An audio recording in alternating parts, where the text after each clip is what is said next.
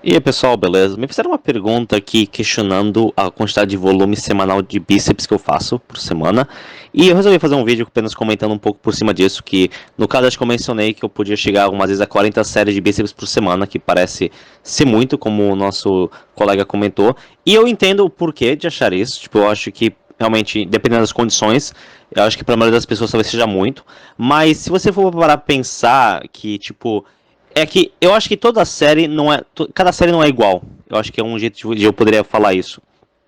Uma série de agachamento não é a mesma coisa que uma série de rosca direta. Tipo, o que isso impacta no seu corpo, tipo assim, não só no músculo em si, mas todo no desgaste corporal, no seu sistema nervoso central. Eu acho que são coisas bem diferentes. Então, você tem que levar muito em consideração a questão do o que eu faço para o meu bíceps, que no caso eu estou contando tanto exercícios para costas quanto exercícios para bíceps. E no caso são dois exercícios para costa, né?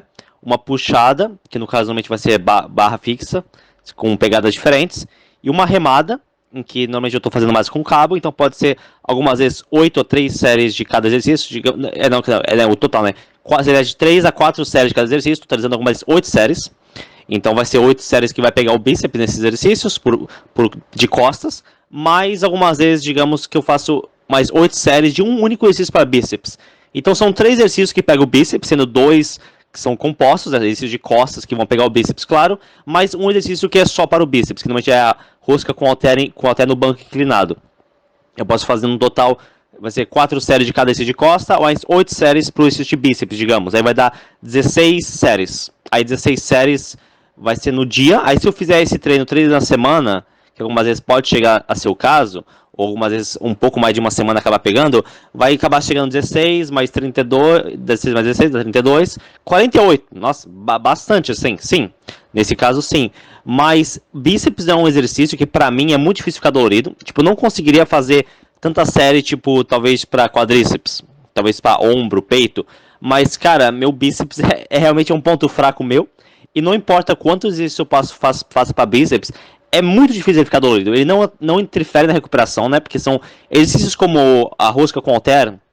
É um exercício tão, sei lá, eu diria que o movimento que ele faz, o desgaste no corpo que ele faz, se você for comparar com exercícios compostos, é tão pequeno que, sei lá, eu acho que é uma recuperação muito fácil de se obter, né? É muito mais difícil você se recuperar de série de agachamento, série de RDL, séries de supino pesado, tanto no caso do supino, tanto pro peito quanto pro ombro. O tríceps nem tanto, mas eu acho que tanto o bíceps quanto o tríceps, pra mim, a recuperação deles é muito fácil, é muito rápida, não tem nenhum problema. Pode ser uma série alta, mas se meu corpo está se recuperando, eu estou progredindo nos exercícios que envolvem um bíceps, não tem problema. Eu acho que essa coisa é muito subjetiva. Aí o nosso colega pergunta, sabe qual a melhor quantidade ou intervalo de séries para uma semana? E, tipo, não tem como... Esse é um tipo de pergunta que, tipo, como que eu seria, ou qualquer pessoa seria capaz de responder ela? Tipo, como que alguém vai dizer qual é a melhor quantidade de séries por uma semana? Intervalo, se você está falando de intervalo de entre séries, eu diria que até artigos científicos comprovam que normalmente intervalos maiores ajudam melhor para a hipertrofia. No caso de 3 minutos no mínimo, eu diria que dentre 2 a 5, dependendo do exercício. Né? Sei lá, um exercício para bíceps, eu acho que 2 minutos está de bom tamanho. Um agachamento pesado, levantamento terra, talvez até você pode precisar até de 5 minutos, dependendo da série. Mas quantidade de séries, volume semanal, cara, existem estudos científicos que fazem comparações de volumes diferentes. Normalmente, quanto maior volume dentro daquelas condições que ele estabelece, né, condições de séries, repetições, mas é sempre dentro daquelas condições. Né? Se você mudar alguma variável, pode ser que mude os resultados. Mas normalmente, quanto maior volume, tanto que até teve um artigo científico recentemente que fez bastante polêmica lá fora, que mostra que quanto aumento de séries cada vez mais do treino equivale a mais ganhos. Então, quanto mais, melhor, mas isso daí é apenas se você tiver os meios para se recuperar, se você estiver comendo e descansando da maneira adequada. E para a maioria das pessoas, eu acho que não vai ser o caso. Então, para a maioria das pessoas, quanto mais não vai ser melhor, porque quanto mais você fizer, mais difícil vai ser você se recuperar. E a maioria das pessoas não tem uma recuperação completamente adequada, você não vai ter uma recuperação perfeita para o desgaste do treino. Então, tipo, eu acho que para a maioria das pessoas, mais não vai ser melhor. Aí você fala, normalmente eu treino 24 por semana, que eu acho que é um volume de treino ok. Cada dia 12 séries, então você faz 2, 3 exercícios para cada músculo, mas seria 2 treinos por semana. Se você faz 12 séries, no caso para bíceps, eu não sei se ele está falando de todos os músculos, porque para mim eu não faço o mesmo número de séries para todos os músculos. Para alguns grupos musculares, como para bíceps e tríceps, eu faço mais. Eu faço mais para bíceps e para tríceps do que eu faço para costas e peito. Por mais que para peito tenha aumentado bastante, assim, em comparação a costas. Mas eu tenho alguns grupos musculares que eu faço mais séries. Tipo, é bem meio proporcional. Porque tem pontos fracos, tem pontos que eu estou melhor, tem pontos que eu estou pior. Mas essa questão de volume, eu acho que depende muito do exercício. Não é apenas o grupo muscular, mas o exercício em si. Tipo, tem alguns exercícios que... Eu diria um exercício que para mim é muito... Agachamento eu até consigo fazer bastante séries, desde que seja com repetições na reserva. Um exercício que eu não consigo fazer tantas séries, eu diria que é o RDL. A minha lombar tem uma hora que, não só a lombar, mas o posterior, ele pega bastante essa parte do meu corpo.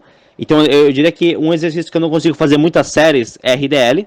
Mas cadeira flexora, no caso não só RDL, mas o stiff, no caso. O mesmo levantamento terra, qualquer variação desses daí. Mas cadeira flexora eu consigo fazer bastante séries. E ambos trabalham o mesmo grupo muscular, que é o bíceps femoral. Então, pro bíceps femoral, dependendo do exercício, eu consigo fazer muito mais séries. Eu consigo ter um volume de treino bem maior fazendo cadeira flexora do que stiff, por causa que cadeira flexora é um exercício que é muito mais fácil, não causa o mesmo desgaste, não envolve a lombar. É mais por causa da minha lombar. Quando eu faço muitas séries de RDL, de stiff, do jeito que eu faço, pô, minha lombar depois, tipo, meu posterior até aguenta mais, mas minha lombar começa meio que... Ainda mais já que eu faço depois do agachamento, não consigo fazer tantas séries. Minha lombar já começa a ficar cansada. E também meu posterior, ele com RDL, ele costuma ficar muito mais dolorido que apenas com cadeira flexora. Cadeira flexora eu posso fazer 10 séries, que não tem nenhum problema. Eu posso fazer 10 séries de assim já não vai dar nada. Não vai. Mas se eu fizer RDL, cara, a 3, 4 séries já deixa dolorido. Se eu fosse fazer muito mais que 4 séries de RDL, aí meu posterior nem ia conseguir se recuperar de maneira adequada, ia demorar muitos dias, né? Então eu tenho que controlar, tem alguns exercícios que eu controlo o volume, porque esses exercícios especificamente, eu vejo que eles afetam a recuperação do músculo envolvido muito mais, né? Também todo o desgaste corporal, mas isso é algo que varia bastante, tipo, não tem como você saber, ainda não existiu, né, artigos científicos suficientes para comprovar com exatidão qual que é exatamente a melhor forma de treinar, o melhor volume, a melhor intensidade, isso, aquilo. Até o momento isso não foi possível de ser comprovado.